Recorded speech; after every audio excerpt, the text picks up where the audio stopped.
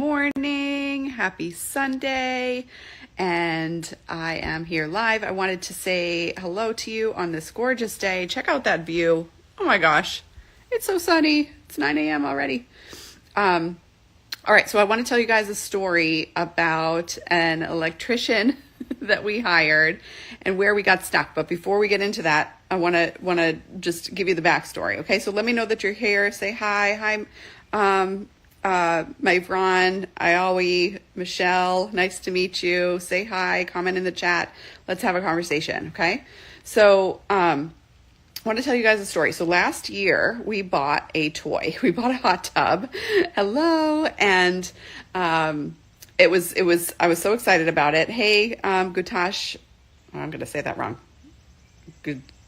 Gutujaj. Guys, say hello to me in the chat. Pardon me for mispronouncing your Instagram handles. Accuracy is obsession. I can say that, right? Hello, nice to see you. Okay, so we bought a toy, right? So we got the hot tub, and the challenge that we were having was figuring out how we were going to set this up for the backyard, and we were putting in a patio and everything. And one of the things that my husband and I were working on was trying to figure out all of the vendors and how we were going to set up the construction in the backyard, because with the impending, hot tub delivery, we needed to update the electricity. We bought this house 2 years ago. It had some stuff going on with the panel. So we just decided to upgrade it and make sure that all the juice coming into the house was kosher, right? Because nobody wants an electrocuted family in a hot tub, right? So we talked to the patio guy, and he's a general contractor, right? And one thing that we were trying to figure out when we were working with him was whether or not he could just do the whole thing together. So we ended up putting a recessed in the patio. We did stamped concrete, and we recessed the patio just a little bit to not have the hot tub be so high up. And then he shared with us that he could get us an electrician in to get this work done, right? So he was going to obviously contract it out because he wasn't a licensed electrician, but they came in, they did a quote, we got another quote, and I want to tell you that the chaos that ensued after that. But before we get into this, hi Hunter, hi Polita, I want to talk to you about our decision-making process and how this impacted my family, okay? So where we were working, we wanted to obviously prioritize getting the fun toy in the backyard, being able to spend time in the water. I'm such a water baby. There's no pool associated with our community, and with my busy schedule, I didn't want to have to set up something where we would only get to use it over the summer. I really wanted to be able to have water nearby, but I also didn't really want to deal with the hassle of an in-ground pool, right? So hot tub it is. So fun, right? Never owned a hot tub before. But I figured, how difficult could this be, right? So we talked to the patio guy. He's doing and he talks about all of his, I've been working in the field for 10 plus years. He's got 5-star reviews on Google, right? Like he was somebody that we trusted with the stamped concrete work. So we thought, okay, since you're very good at this, you probably have connections in the electricity area, and we can take you as a viable quote, right? So what did we do? We went through 3 different electricians, and we had 3 different quotes. We had one that was like 10 grand more than the other 2, which was insane. And then we had 2 that were very comparable, right? So I want to talk about this because the one that was very pricey, they were noticing some problems that we talked to a friend. We didn't really need to fix. They were just like upgrades, right? They weren't necessary. They're superfluous. And so we decided to nix that one, not because I'm not afraid of spending the money, but because it didn't seem relevant to our family's needs at the time. The house is, at this time, 8 years old, but so it's not that old. We didn't really need to upgrade all the systems, right? So, hey, reflective, hi, say hi guys, comment in the chat if you've ever had this challenge where you're trying to hire a vendor and how it impacts your family. Let me know the response, right? So we're talking to this electrician that's doing the quote in the backyard, and he's getting the hookup for the hot tub, and he's telling us that he can work with us, but he's going to be using some more generic hookups. Now, the hot tub we got isn't like the fanciest, but it's a really good, long-lasting product, right? So it has some bells and whistles, right? So with that being said, it had very clear specifics associated with it. You need to have now I'm not an electrician, so you need to have this kind of panel, you need to have this kind of switchboard, like these, even the knobs were specific, right? And the knobs on the switchboard, right? That's as far as I'm going to go. But they were like, oh yeah, we can just use the generic brand. So at that point, I had a thought, right? Because we went with the electrician that was associated with the general contractor, because we figured it was going to be easier. They came in with the quote within $1,000 of each other. The outsourced guy was going to be $1,000 more than the general contractor. So we figured, okay, like this is basically the same price, but the less expensive one is not too much less expensive, where we thought we were going to get cheap work done. And it's more convenient to just have them work together because, they can coordinate easier, right? That's what we thought. That's the decision we made. We thought that we were going to get the result faster, which was obviously getting the electricity wired for the hot tub in line with the concrete pour that we were doing for the patio, and have the hot tub be delivered on time and hooked up and ready to go, right? So what happened was when we saw the guy hooking up the panel, he started to have a conversation that indicated that in my gut, he didn't know what he was doing. And immediately I had the thought that I should just let him go and we should just scrap it then. So I want to bring this to parenting, right? Because, obviously you guys know I coach parents who help their sensitive kids break out of the meltdown cycle. I teach that in as little as 8 weeks. We help parents. I was just celebrating on Facebook yesterday, we had a family who came in with 2 kids melting down, 4 kids total in the household. And the 2 older girls were the ones who were melting down, not the younger ones, not the baby. Okay. And bedtime was wild. Like that was the hardest part for the full family. They were having double meltdowns at bedtime when mom's got to put the babies to bed, right? Wild, intense, super, super insane for this family. She was exhausted. It was just so intense, right? And so she's having this conversation with me when we got started, that she was feeling regretful and frustrated that her oldest kids were the ones who were losing it, and her youngest ones were developmentally, expressing emotion appropriately, right? Two-year-old as the youngest, or around there. And this was really challenging. So they're experiencing meltdowns on a daily basis, and multiple. Now, 8 weeks later, that we've got a 93% reduction. All right. They had 1 meltdown in a week. So we went from 14 a week to 1 in 8 weeks. All right. So what we're talking about is the power of expertise, right? So I want you guys to keep that in mind when you hear me practice what I preach, because clearly I didn't. I thought I was doing that. And I want to use that as an example because we're all human, right? Hey, Donna. Hey, Hair by Janelle. Hey, Maddie. So here's the deal. I thought I was making a decision based on expertise because the pricing was comparable and because they were basically in line, and I was paying for convenience, and I was paying for, let me know in the chat, guys, if you've ever made this mistake, because, we're all human here. I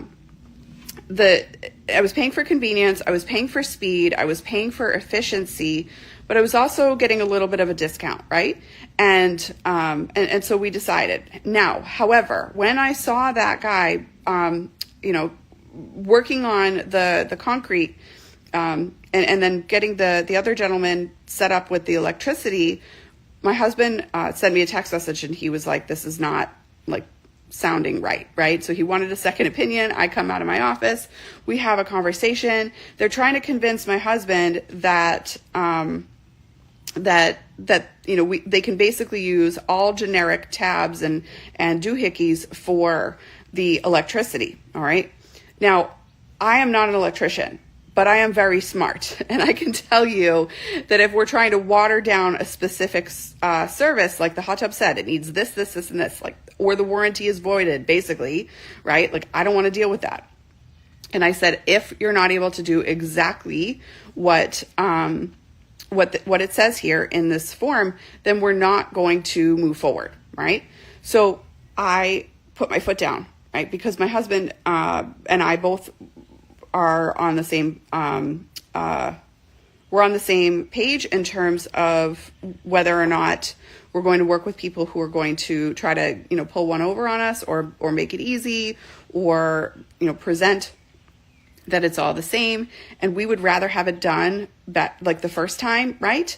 Than having to like clean up messes later because we saved a couple bucks. Like in that situation, we were saving $1,000, right? So meanwhile, we're having this conversation with them, and the owner comes to me and is saying, listen, hey, Dr. Tiff, hey, Ellie, say hi, guys. Let's have a conversation. Hello. The owner says to me, you know what? I've never been fired. I've never been fired from a job. Let me make it up to you. We'll do it right the second time. Okay. So what did I do? I mistrusted my gut in that moment. My gut said, this guy doesn't know what the heck he's doing. The electrician had a lot of experience working on like big buildings, right? Like a lot of experience doing something else fancy. And then my brain, because I don't understand electricity, my brain went to, okay, well, if you can build big buildings and wire big buildings appropriately, then you can probably wire a hot tub, right? Like that was my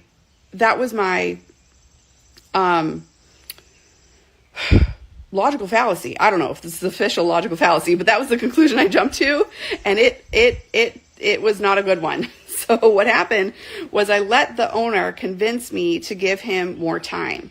So here's the deal.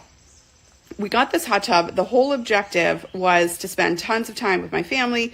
I work very hard to be able to just like get out, take the girls into the pool and enjoy ourselves and put them to bed and just have that be like my daughter, my oldest is a water baby.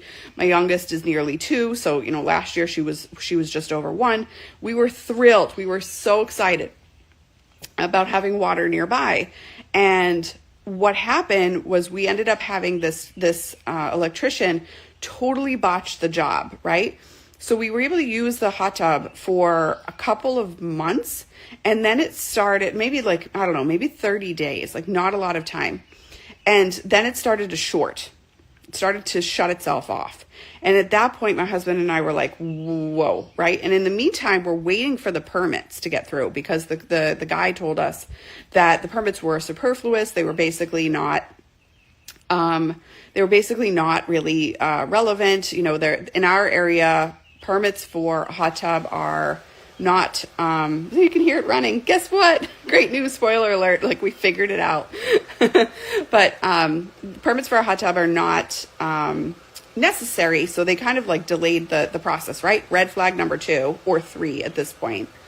So come to find out, we finally find that the permit got stalled because they never like submitted the paperwork. I think they were trying to pull one over on us on that front as well. And then we get the permit figured out. The guy comes in, the inspector comes in, and the inspector gets so upset. He calls his boss, and then his boss reams out the electrician that's holding the license. Like literally choose the guy a new one, according to the inspector. And the inspector told us the job was so bad. Now this is obviously after we unhooked and unplugged and drained the water and stopped using the thing. The situation was so bad that like it was nearly like a legal liability. Like this guy should lose his license, which is why the inspector's boss got involved. Now listen, any of you who have ever worked with bureaucratic systems, like I used to work in the government, and if I've been doing this for a really long time, government officials, I obviously it was with community mental health, But government officials, if they don't have to get involved, they're not going to. Like, they have a paycheck. They are very busy. They're not going to do the most. Let's be honest here. And so it was very obvious to me that the guy's boss then called and tracked down the license holder and made this phone call to us. You know, that was obvious that the guy was doing a very bad job, and it was, you know, awful, right? Like, that meant that it was worse than we thought. So here's the deal. That mistake of trying to solve this problem. Hold on. Hey, guys. Oh, here come the dogs. Hey, Mads, thanks. But I'm on the phone. Okay, I'll talk to you soon. Thank you. That mistake, all right, cost us not just money, right? Not just money, but it cost us time.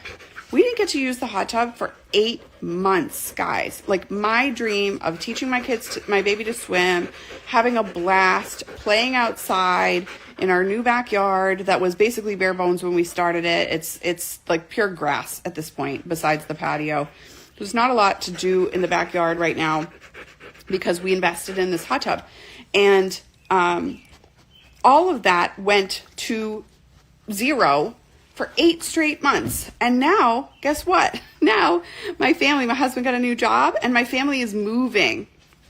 We're moving out of state. So here's the deal, right?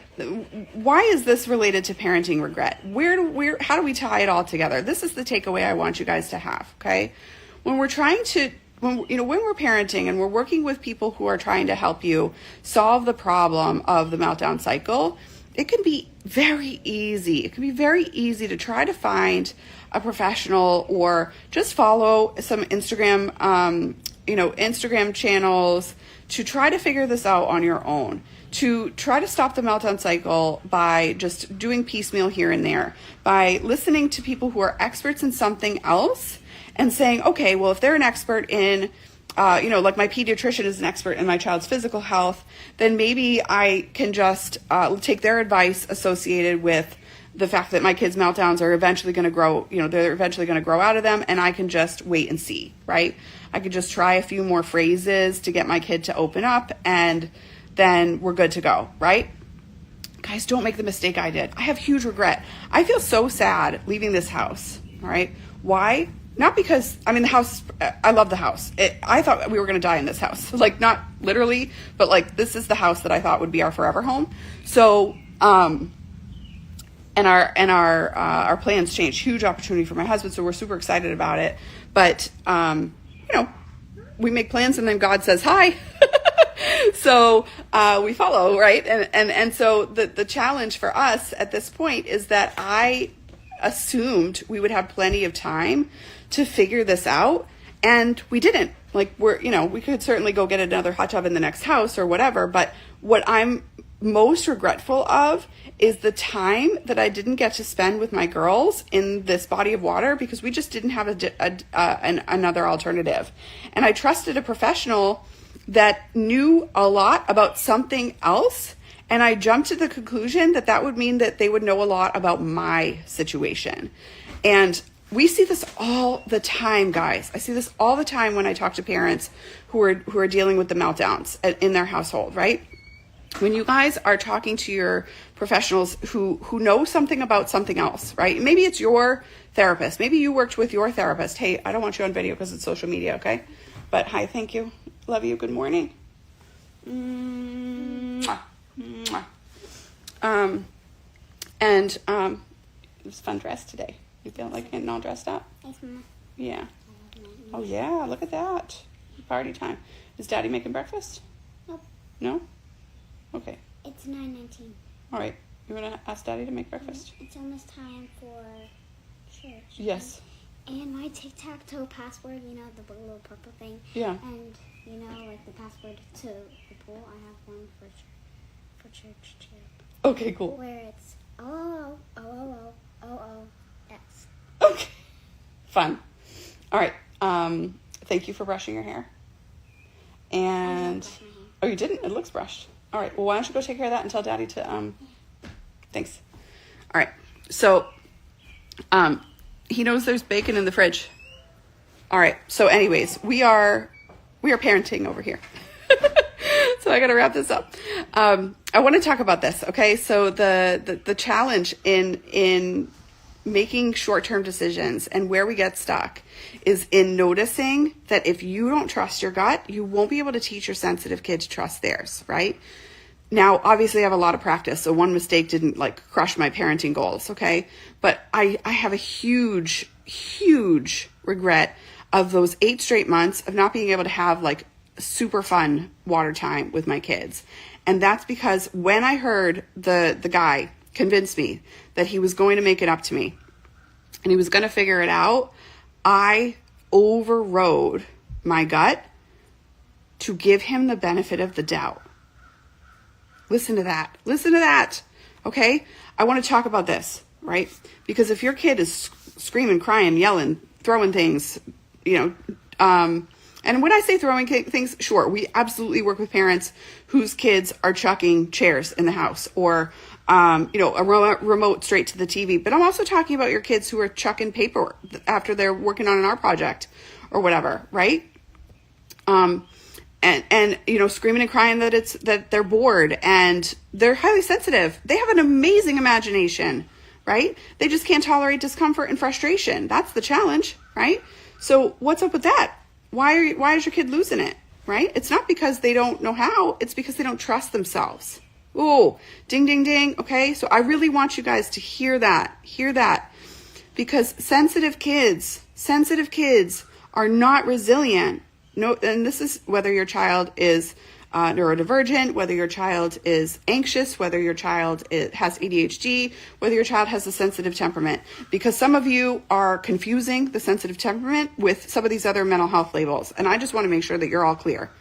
The temperament, how your child was born, impacts the labels that they eventually get.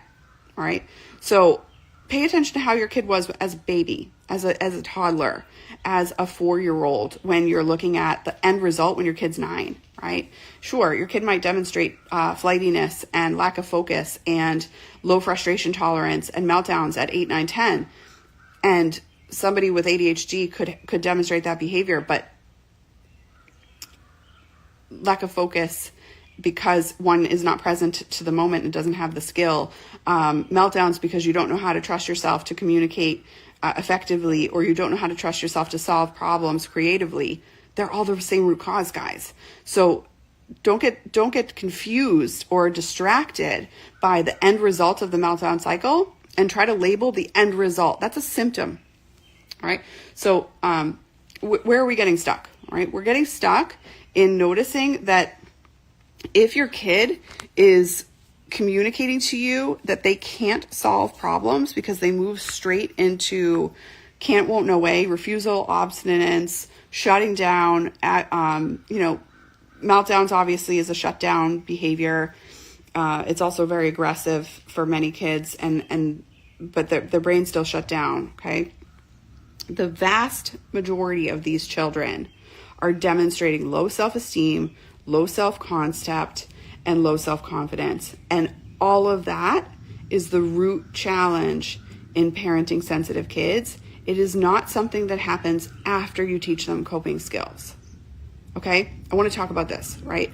So obviously what I did in that moment was I listened to the guy. Okay? Hey, Dion. Hey, Rendy. Say hi. Hey, Becky Ann. Caribbean Beauty. Hey. Love that handle. So when I was talking to the contractor and my gut was telling me that he didn't know what he was talking about, that his representative didn't know what he was talking about. He was just trying to put Band-Aids on something that needed surgery because it was a specific type of technology here that was necessary per the warranty, per the instructions. And I pulled it up and we pulled up the PDF and I said, no, I want you to read this and use these things, even if it takes a couple extra days or weeks to get the parts in. I don't care, right? And so, and he's like, oh, it's the same thing, right? Here's the deal. As a parent, when you're working with a professional who says that that your child's sensitive response to you telling them no, or their sensitive response to feeling left out is rejection sensitivity dysphoria, where they fear being left out, right? It's FOMO, guys. Or they fear not getting what they want, or they fear other people not communicating well, right? That's a subset of ADHD, if you will. That label is not necessary for your child if you really understand the fact that your sensitive kid doesn't trust that they are worthy, that they are who they are, and that they can do whatever they put their mind to. And guys, listen, you're their parents. You are the one that teaches your kid that, aren't you? Right? Like, if your child doesn't believe you when you tell them that they can conquer the world and that the world is their oyster, it first starts with you. Hey, Lynn, it first starts with you. If you don't believe that your child can achieve what they put their mind to because you see them losing it, then that belief is going to hold you back in changing how you parent them, right? Now, if your child is also buying that story that they can't, they won't, no way, and life is too hard to figure out, they're also living in fear. So both of you are living in fear now, right? You can't change living in fear by just taking deep breaths. Like, that is an after effect where somebody learns to breathe deep. That you don't change the meltdown cycle by just teaching a coping skill like that, or, grounding techniques like 5 things I see and 2 things I smell, or whatever, right? You can't solve the root lack of self-confidence by learning how to breathe better. You can't. Learning how to breathe better happens when a child feels capable of learning how to breathe. Otherwise, you're just beating your head up against a wall, having lovely conversations with your kid after the meltdown's over, trying to game plan with them to prevent tomorrow's meltdown, right? And so what happened when I mistrusted my gut, okay? When I responded in fear, what I was doing was I was second guessing my intuition. My intuition was telling me this guy didn't know what the heck he was talking about, that he was trying to make it easy for himself, and that he was trying to keep the deal, right? Obviously, because we put a down payment, he was going to get paid after the job was over. Hey, honey, I'm on the phone. And so in that, I was trying to not only keep the peace, but also, oh, hey, thumbs up. Also, I was following through with a sunk cost fallacy. All right? Sunk cost fallacy. I had already spent money with this contractor, and you guys, you've already invested time with the other Instagrammers you follow, or the other TikTok accounts you follow, or the pediatrician, right? Like, you've already invested time with teaching your kids coping skills. You might have the exact same thought that I did that cost me 8 fun months with my family, as well as obviously thousands of dollars. Let's not forget the cash that went out the window that we did not get back. We only got like half of our investment back, less than half of our investment back, because we just paid to get the guy to leave us alone instead of fighting him in court. Okay, because you can when you use money wisely, you can choose to pay for convenience. You can also choose to keep your sanity. All right, so that's what we decided to do. We argued for we got half of it back, instead of just going for the whole thing and having this whole long drawn out strife. So we were able to decide financially, what are we paying for? Are we paying for internal peace, or are we paying for justification and righteousness, right? So here's the deal. We took the hit financially. We took the hit in time, all because of my gut decision, right? We were uneducated in electrician. We had a friend that we, via Facebook Live, via FaceTime, said, yeah, sounds good, but make sure they use the right specs. And we basically just trusted the person who did a good job in something else to do a good job in the wiring. Terrible decision. Why? Put my family's house, the house, in jeopardy, right? Like, the paneling was jacked up too. He didn't know what the heck he was doing. He didn't know what the heck he was doing. So when I overrode my gut, I was trying to keep the peace. I was trying to, I already had momentum on this plan. I was telling myself that it was all going to work out just fine, without a strategy, without clarity on what I was supposed to do besides just wait and defer to this professional. And I was giving the person the benefit of the doubt when he'd already screwed me over. Listen, when people show you who they are, trust them.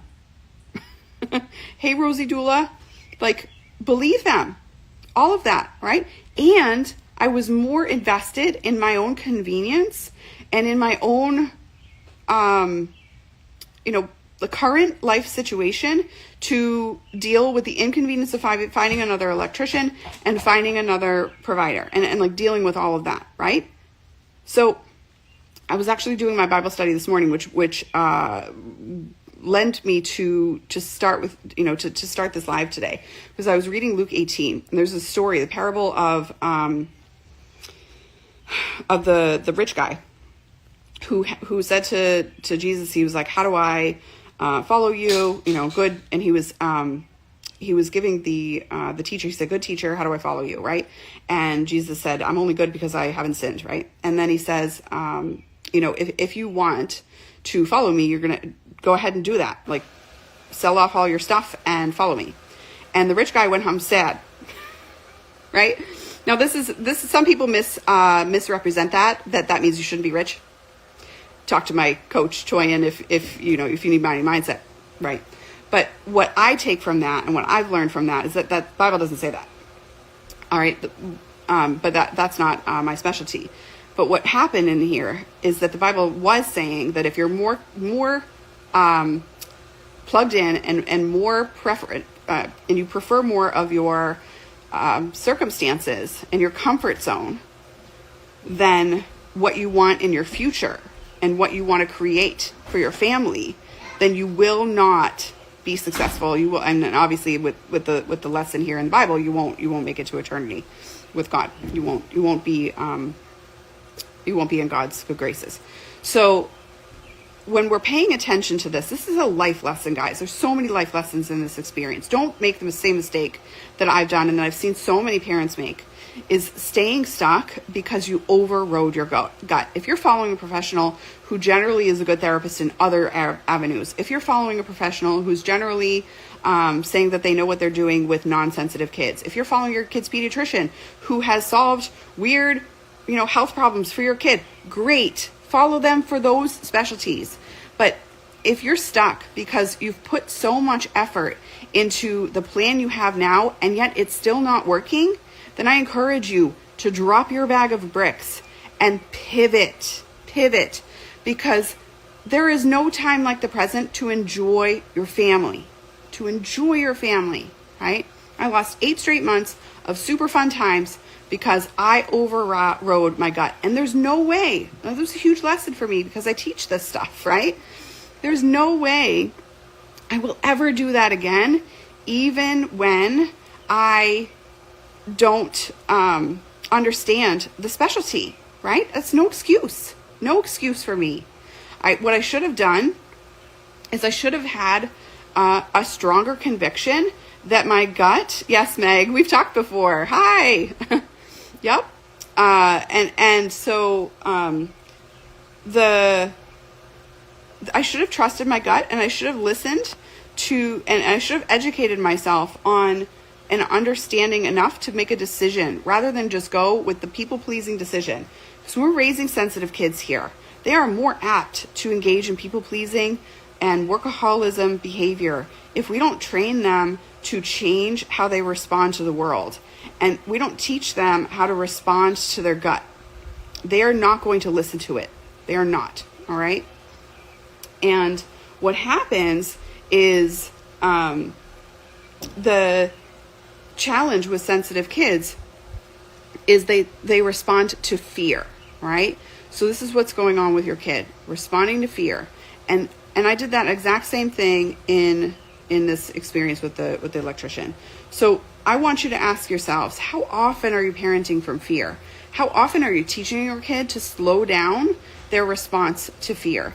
how often are you just trying to teach your kids coping skills when they're fearfully deciding not to follow you when you're giving those suggestions, either prior or in the middle of a meltdown? Every other professional, guys, I have either bought or done a deep dive in anyone else's work who says they end meltdowns, all right? And those people follow me, right? They follow me. Why? Because they don't know how to root cause lift this challenge. Your child might feel a little bit better when they know how to take deep breaths, but that is not the solution to this problem. Your child needs higher self-esteem, and that happens through your relationship with your kid. It happens through your commitment to change the dynamic in your household. It doesn't happen by putting a calm down corner in the house. We teach that, but that's not the mechanism of change. It's just good-natured living, right? Like, obviously I practice that. I just told you I do my morning time every morning. My kiddo came down. She's not hangry because she did her morning time herself, right? You witnessed that in this live today. So we practice those skills, but that's not the mechanism that allows my child to, and that allows our clients, hundreds of families that we've helped, many with multiple sensitive kids in the household, okay, solve their own problems, right? Because when you teach your kid to do that, hey, Handicrafts, good to see you. Thanks for saying hi. I love it. When you teach your kid to do that, then you have the opportunity to have freedom, all right? So find yourself an expert who truly knows how to turn this around sustainably, who can teach you how to raise your sensitive kid no matter what their behavior problems are. Because every kid has behavior problems. Because every human has behavior problems. We all have our vices, right? The job isn't done if you're not trusting your gut that you're following the wrong path, right? And you end up just wasting time. And we only get one life, guys. We only get one opportunity for our children to spend this summer with our kids, to spend this experience with our family, for us to have that, that season with our family, right? Right now, my husband's traveling and we have access to the hot tub, right? But it's much more chaos because he's up in the state that we're living, we're moving to, and I'm here, right? And so the experience is just more stressful than it would have been last fall when we had the dang thing if I had just trusted my gut and hired the right professional at the time, okay? So obviously the huge lesson here I get to impart to you because I always lead by example, and I hope that you don't make that same mistake. And I know that I've been going on for quite some time today, so I expect you to get tons of takeaways from this conversation. Let me know what you think. If you've ever had this problem, where you've gotten stuck, all right? I'm going to sign off and enjoy breakfast with my family. And then Handicrafts, I don't know what you mean. I don't know if you DM me or whatever, but I don't respond to pitches in Instagram, all right? So if you're dealing with a family situation, you can email us, mt@megathompsoncoaching.com, and happy to serve you guys at this point. All right. So anyways, you can also book a call with our team. All right. So megathompsoncoaching.com/talk, TALK. This is plenty of information for you to just observe where your kid's stuck, where you're stuck, and you can't lead your kid if you're stuck in that problem too. All right. A little bit of relief by learning a new coping skill isn't going to help break you out of fear. Okay? So if you're stuck in that respect, then I'm happy to serve you to know what can change your entire family's dynamic very, very quickly. All right? Make it a great weekend. Have a lovely day. Talk to you soon. Bye.